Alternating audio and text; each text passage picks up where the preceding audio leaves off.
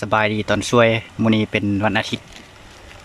มื้อนี้ได้ออกมานอนอยู่ดินเนาะเพื่อสิมาเฮ็ดดินบล็อกอันนี้ก็เฮ็ดไปประมาณช่วง10 โมงก็ได้อยู่16ก้อน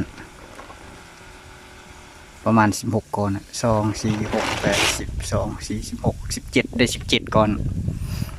ก็ประมาณเดี๋ยวตอนนี้ก็ตอนช่วยละก็สิพักเช้าเมื่อยก่อนเพราะว่า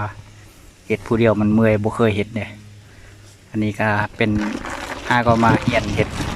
อัดดินบล็อกไว้เทื่อกันค่อยเฮ็ดไปสุดหนึ่งละสุดหนึ่งก็เอาไปเฮ็ดอยู่ห้องน้ำเอาไปใส่ก่อห้องน้ำอันนี้จะเป็นสุดเทื่อที่สองสุดทมิตรก็ว่าสิเฮ็ดเอาไว้ก่อกำแพงหัวแต่ว่ามาเฮ็ดห้องน้ำก็เลยได้เอาไปก่อห้องน้ำก่อนอันนี้เป็นสุดที่สองสิเอาไว้เฮ็ดกำแพงหัวอันนี้เป็นแม่แบบที่เฮ็ดอัดดินบล็อกนี่เนาะอาทิตย์ก่อนค่อยอัดได้อยู่4ก้อนเพราะว่าเรืออันน่ะปูนโบกฟ้าห้องน้ำก็เลยเอามาเฮ็ดดินบล็อกไว้ตัวเฮ็ดได้อาทิตย์ก่อนมัน4ก้อนตัวนี้เนาะตัวนี้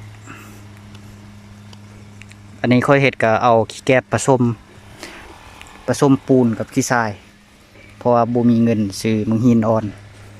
หารก่อสร้างก็จะเฮ็ดค่ายจะใส่มังหินอ่อนปนมันจะเรียบงามแล้วก็มันน่าจะแข็งแล้วก็จะใส่เครื่องจักรอัด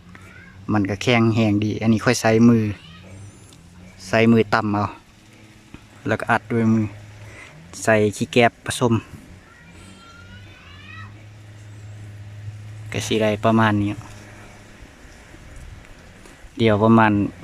พักเที่ยงกินข้าวเช้ามื้อแล้วก็สิมาเฮ็ดอีกตื่มตอนนี้ก็ตอนช่วยแดดฮ้อน12 โมงปลายแล้วฟ้ากันลมอีกอากาศก็แดดฮ้อนแห้งสังเกตเบิ่งแดดฮ้อนค่อยได้ใส่ผ้าแนวบังแดดเฮ็ดช่วงนี้ก็เป็นเข้าเดือน3ละวันที่2บ่เป็นวันที่2เข้าเดือน3ละสภาพแถวนี้ก็แห้งแรงเบิดดีแต่ค่อยมีน้ำไว้ใส่แล้วเนาะก็เจาะน้ำได้2-3 อาทิตย์ละน้ำเจาะอยู่แจบอนแจถึงนั่นบอนที่อยากได้บอนที่อยากเจาะกันเนาะก็โชคดีเขาเจาะมาเบิ่งกวดก็เจาะบนทันก็ได้น้ำอยู่น้ำบ่ทึกน้ำเข้มบ่ทึกน้ำค่ำบ่ทึกน้ำขุ่นน้ำใสสะอาดใครแต่มีน้ำไว้ใส่คันบ่มีน้ำค่อยก็เฮ็ดดินบล็อกก็บ่ได้เพราะว่าเฮ็ดดินบล็อกมันต้องได้ใส่น้ำลายเอาไว้ล้างอุปกรณ์ได้เอาไว้ผสมปูนได้ตัวนี้ก็เป็นขี้แกบค่อยซื้อไว้ตั้งแต่สุดล่าสุดที่เฮ็ดดินบล็อกไว้ตอนนั้นเนาะมันเรือค่อยก็เอามาไว้เฮ็ดก็สิได้ไปซื้อไว้เพิ่มอีกอันนี้ปูนก็ซื้อมาเปล่านึง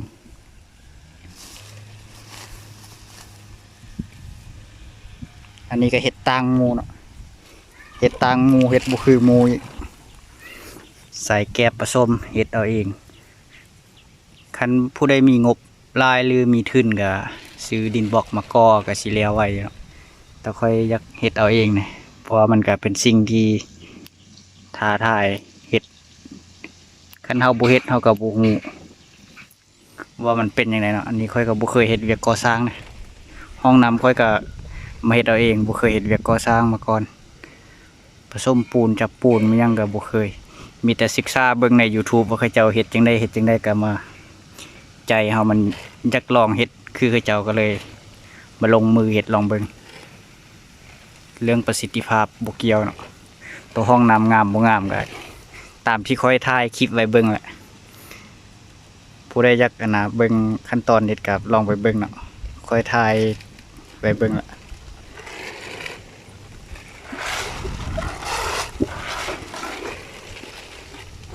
เดี๋ยวประมาณตอนแรงๆในสิมาถ่ายให้เบิ่งใหม่เนาะว่าเฮ็ดมื้อนี้ได้จักก้อนตอนช่วยนี่ก็ได้อยู่17ก้อนก็สิประมาณนี้ไว้ก่อนเนาะ